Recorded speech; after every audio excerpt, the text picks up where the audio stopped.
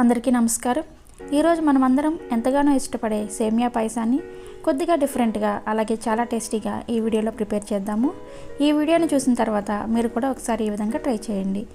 ఈ సేమియా పాయసాన్ని ప్రిపేర్ చేయడం కోసం ముందుగా స్టవ్ ఆన్ చేసి ఒక కడాయిని పెట్టుకొని అందులోకి 2 టేబుల్ స్పూన్ల నెయ్యి వేసుకొని కరిగించుకోవాలి। నెయ్యి కరిగిన తర్వాత జీడిపప్పు అలాగే బాదం పప్పుని కొద్దిగా వేసుకొని వీటిని దోరగా వేయించుకొని ఒక గిన్నెలోకి తీసుకోవాలి।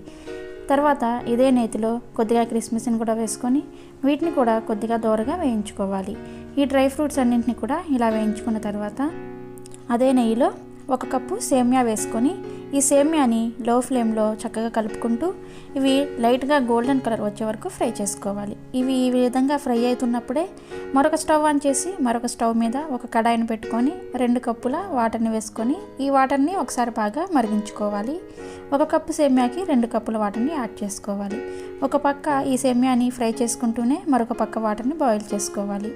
ఇలా వాటర్ బాయిల్ అవుతున్నప్పుడు సేమియాలోకి వేసుకొని సేమియాని ఒక 10 నిమిషాల పాటు ఉడికించుకోవాలి।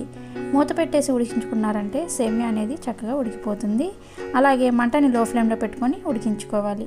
ఒక 10 నిమిషాల తర్వాత మూత తీసి చూస్తే మనకి ఆల్మోస్ట్ సేమియా అనేది ఉడికి ఉంటుంది।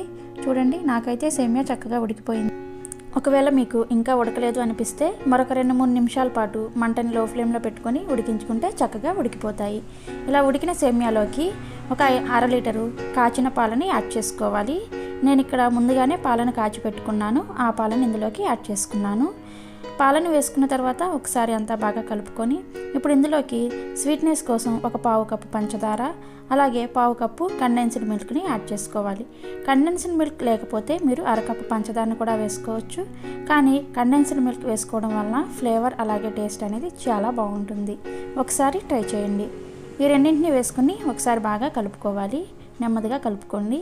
ఇలా కలుపుకున్న తర్వాత మరలా మూత పెట్టేసి మరొక 5 నిమిషాల పాటు లో ఫ్లేమ్లో ఉడికించుకోవాలి। 5 నిమిషాల తర్వాత మూత తీసి చూస్తే వావ్, మనకి చూసారా సేమియా పాయసం అనేది రెడీ అయిపోయింది।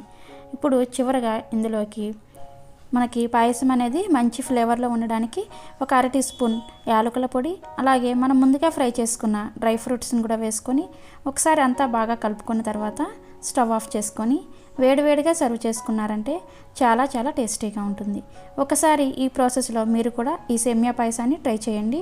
అలాగే ఈ పాయసం అనేది ఎన్ని గంటలైనా సరే ఇలానే ఉంటుంది, అస్సలు చిక్కపడదు। మీకు ఈ రెసిపీ నచ్చినట్లయితే ఒక లైక్ చేసి మన ఛానల్ని మొదటగా చూస్తున్నట్లయితే సబ్స్క్రైబ్ చేసుకోండి। Thanks for watching.